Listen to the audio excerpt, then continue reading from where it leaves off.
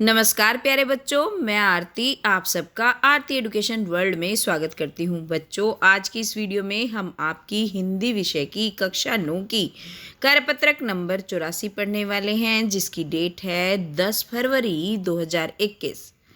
बच्चों, जो आज की आपकी वर्कशीट नंबर 84 आई है, इसमें आपको एक पद्यांश पढ़ना है, समझना है और उसके बाद इसमें कुछ प्रश्न दिए गए हैं, उन प्रश्नों के उत्तर करने हैं। लेकिन सबसे पहले हम इस पद्यांश को समझने से पहले हम समझ लेते हैं कि आपकी परीक्षा में जो अपठित पद्यांश कितना महत्वपूर्ण होता है, उसके करने के लिए हमें क्या क्या करना चाहिए। अपठित पद्यांश का अर्थ है वह कविता या अंश या कविता जो पहले पढ़ी न गई हो। अपठित यानी कि बिना पढ़ा हुआ। अपठित पद्यांश में किसी कविता का एक अंश यानी कि एक हिस्सा दिया जाता है, उस पर आधारित प्रश्न पूछे जाते हैं। ये आप सब जानते हो, एक हिस्सा देते हैं, फिर उसमें से प्रश्न देते हैं और उसी में से आपको प्रश्नों के उत्तर करने होते हैं। यह कविता पाठ्यक्रम की पाठ्य पुस्तक में से नहीं दी जाती है। जो अपठित का मतलब तो वही है ना, जो आपने पढ़ा ना हो, तो आपकी किताबों में से नहीं दी जाती। यह कला, विज्ञान, राजनीति, साहित्य या अर्थशास्त्र किसी भी विषय पर आधारित हो सकती है। ये जरूरी नहीं है कि आप हिंदी का पेपर दे रहे हैं तो वो विज्ञान के बारे में नहीं होगा। जो आपका पद्यांश होगा वो किसी भी उसमें आ जाएगा। इससे छात्रों का मानसिक व्यायाम होता है। जो आपकी जो मेंटल एक्सरसाइज होती है, मानसिक व्यायाम, हम दिमाग में सोचते हैं ना, और उनका सामान्य ज्ञान भी बढ़ता है, इससे नॉलेज भी बढ़ती है क्योंकि ये किसी चीज़ को बताता है। इससे छात्रों की व्यक्तिगत योग्यता व भाषा अभिव्यक्ति की क्षमता भी बढ़ती है। इसे पढ़कर इससे संबंधित पूछे गए प्रश्नों के उत्तर देने होते हैं। इससे छात्रों की कविता पढ़ने और समझने की क्षमता का मूल्यांकन किया जाता है।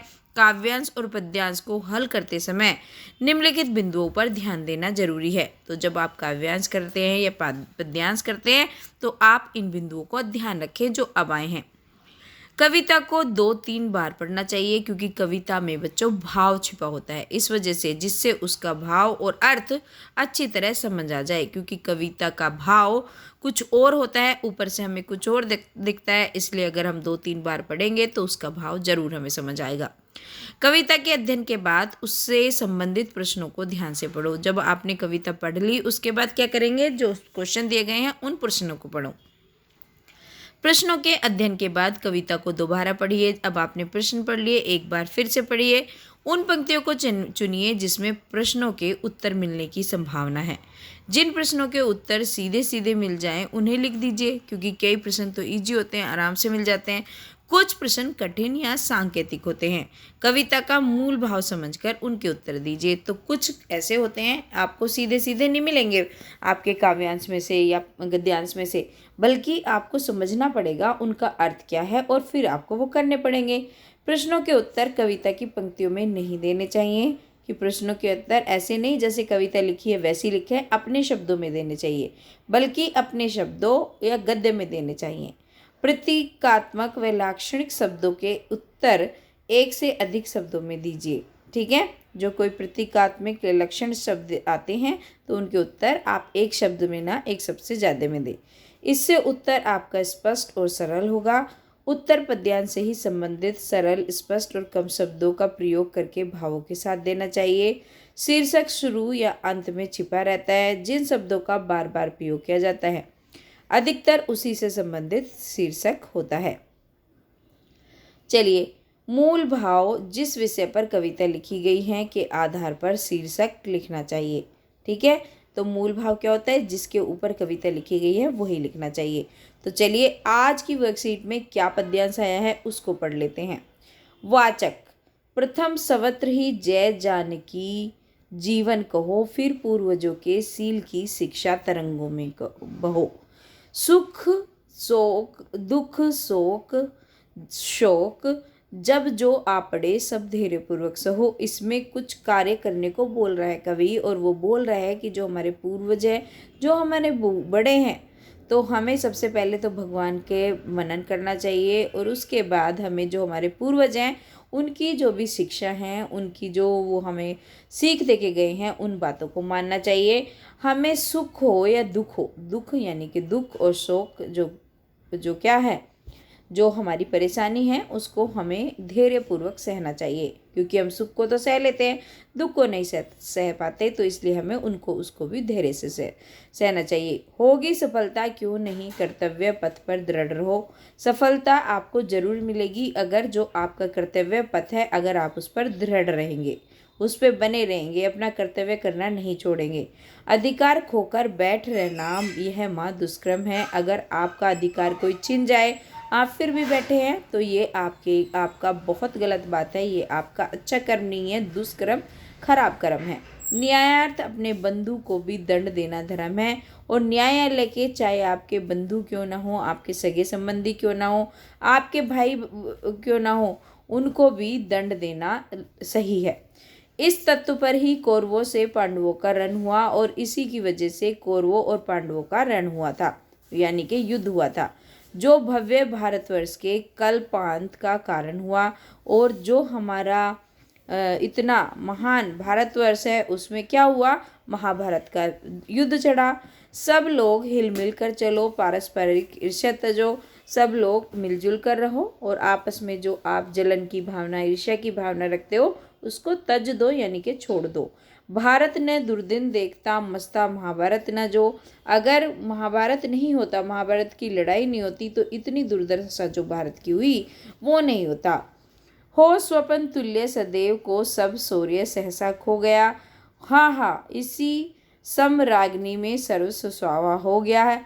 वो कह रहे हैं कि जो भी ये सब कुछ हुआ, इसमें जो शौर्य था, जो कीर्ति थी, वो सब नष्ट हो गई, और इसी की वजह से जो भी था वो सब खराब हो गया।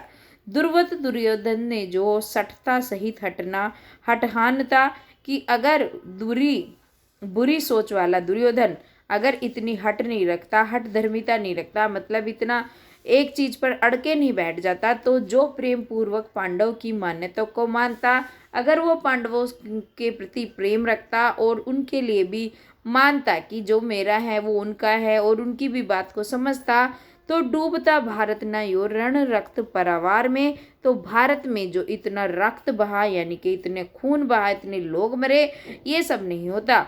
ले डूबता एक पापी नाव को मझधार में, एक पापी ही, क्योंकि पापी ये माना जाता है अगर पापी बैठा रहता है तो नाव डूब जाती है, तो एक पापी के कारण सारी की सारी नाव जो भी उसमें बैठे हैं वो मझधार में, यानी कि बीच पानी में डूब जाती हैं। हाँ, बंधुओं के ही करों से बंधु गण मारे गए, और हाँ, ये सच बात है कि बंधुओं के हाथों से ही, भाइयों के हाथों से ही भाइयों को मरना पड़ा महाभारत में। हाँ, तात से सुत, शिष्य से गुरु, से हट सहारे गए, और पता है गुरुओं से उनके पुत्र, और शिष्यों से जो उनके शिष्य थे, जो उनके छात्र थे, जो उनसे सीखने वाले थे, उनसे गुरु को ही मारा गया। ये सब हुआ इस युद्ध में। तो चलो, अगर आपको अच्छे से समझ आ गई है तो आप आसानी से प्रश्नों के उत्तर भी कर लेंगे। हमें सफलता कब मिलती है, तो बच्चों हमने पढ़ा, हमें अपने कर्तव्य पथ पर दृढ़ रहने से सफलता मिलती है। तो ये लिख देंगे आप पहले प्रश्न का उत्तर। दूसरा प्रश्न है, कौरव और पांडव का रण क्यों हुआ? अपने अधिकारों को खोने और न्यायार्थ अपने बंधुओं को समय पर दंड न देने के कारण कौरव और पांडव में रण हुआ। ठीक है, क्योंकि उनका अधिकार खो गए थे, और अधिकार की वजह से उन्हें रण करना पड़ा, मतलब युद्ध करना पड़ा। रण का मतलब युद्ध से है। दुर्योधन के हठ से क्या हुआ? दुर्योधन के हठ के कारण महाभारत का युद्ध हुआ। और क्या हुआ? ये सब सर्वनाश हुआ, है ना, नरसंहार हुआ। कविता में मुख्य रूप से क्या बताया गया है? तो इसका उत्तर लिखेंगे, कविता में मुख्य रूप से मानवीय मूल्यों का उल्लेख किया गया है, तथा मनुष्य के धैर्य, अधिकार, न्याय, कर्तव्य परायणता को सर्वोपरि बताया गया है, जबकि मनुष्य की जो हठ धर्मिता, ईर्ष्या को महाभारत के संदर्भ में प्रयुक्त कर विनाश का कारण बताया गया है। तो ये हो गया आपका चौथा प्रश्न। पांचवा प्रश्न, रेखांकित पंक्ति में कौन सा अलंकार है? तो आप ये देखिए, रेखांकित पंक्ति ये है, जय जानकी जीवन। तो ये भी ज से शुरू हो रही है, यहाँ पे भी ज है, और आपका यहाँ पे भी जय है। जब एक ही शब्द बार बार आवृत्ति हो एक ही वर्ण की, तो वहाँ पे कौन सा अलंकार होता है? वहाँ पे आपका अनुप्रास अलंकार होता है। तो इन पंक्तियों में क्या है? रेखांकित पंक्तियों में अनुप्रास अलंकार है। चलिए प्रश्न नंबर 6, नीचे लिखी गई पंक्तियों का भाव स्पष्ट कीजिए। पंक्ति है, अधिकार खोकर बैठे रहना यह महा दुष्कर्म है। न्यायार्थ अपने बंधु को भी दंड देना धर्म है। उपरोक्त कविता में पंक्तियों में कवि कहना चाहता है किसी भी व्यक्ति को अपने अधिकारों के लिए लड़ना चाहिए। यदि वे ऐसा नहीं करते तो यह एक दुष्कर्म के समान है। यदि अपने अधिकारों को पाने के लिए तथा न्याय करने के लिए किसी व्यक्ति को अपने भाई बंधुओं को भी दंड देना पड़े तो भी धर्म और न्याय संगत होता है। अतः प्रत्येक व्यक्ति को अपने अधिकार और न्याय के लिए दृढ़ होना चाहिए। तो ये हो गया आपके प्रश्न नंबर 6 का उत्तर। कवि किसके शिक्षा और संस्कारों में चलने की और बहने की बात कर रहे हैं? हमने पहले ही शुरुआती लाइनों में पढ़ा। तो कवि पूर्वजों की शिक्षा और संस्कारों में चलने और बहने की बात कर रहे हैं। ये लिख देंगे आप जो आपके एक और प्रश्न का उत्तर। एक लास्ट प्रश्न, हमें धैर्यपूर्वक हमें क्या क्या सहना चाहिए? तो सुख हो या दुख हो या शोक हो, हमें सब कुछ धैर्यपूर्वक सहना चाहिए। कहना नहीं, ये सहना है। ठीक है, तो आप इसको कह को हाँ कर ले। तो बच्चों, ये हो गई आज की आपकी वर्कशीट। आशा करती हूँ वीडियो आपके लिए बहुत लाभदायक रहेगी और अपनी कार्यपत्रक का काम अपने कॉपी में आप इसकी मदद से कर लेंगे। तो बच्चों, अगर आपको मेरा पढ़ाया हुआ समझ आता है, अच्छा लगता है और आप चाहते हैं कि आपके लिए मैं वीडियो इसी तरह बनाती रहूँ, तो वीडियो को लाइक कर दें।